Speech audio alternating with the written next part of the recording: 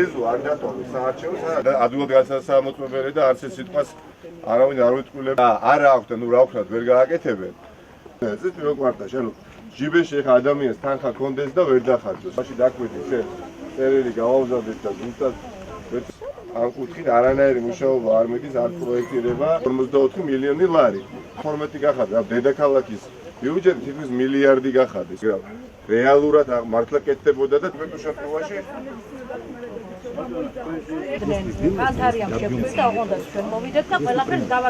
რაც შეგვიძლია ჩვენისთვის საკრებულო დეპუტატები ჩართულობით საკრებულო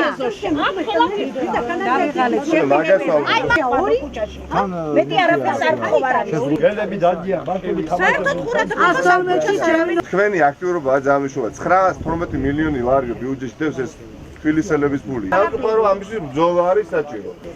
ყველა ეს სურათი ჩაბარებულია. ოღონდ ეხლა მან 130 მეტრა როცა მოდის და მან ცარელი აბსოლუტურად. არაფერი არ არის.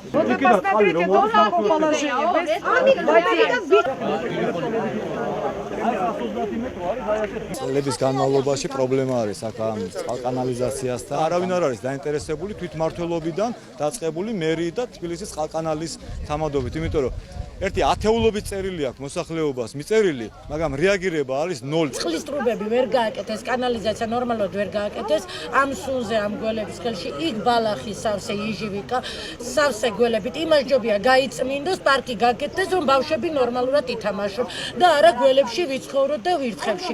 ქუჩიდან წყალი მილიდან გამოდის, წყალი კანალიზაციის შემოდის აქ.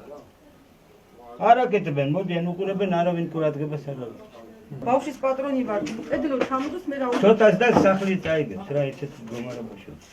ჩვენ ვხედავთ რომ მილები არის გამოსასვლელი და ჟონავს წყლები და პირდაპირ შეედინება საცხოვრებელ სახლებში. არჩევნების შემდეგ არც ერთი პასუხისმგებელი პირი არის ქართული ოცნებიდან აქ მოსული.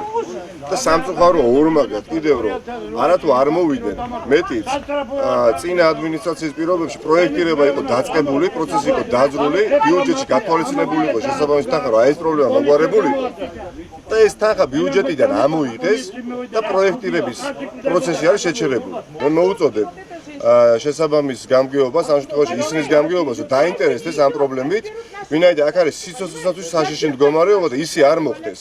და არ დატრიალდეს ამ რაიონში უბედურება და არ თქვან მე რომ ამის შესახებ მათ არ იცოდნენ.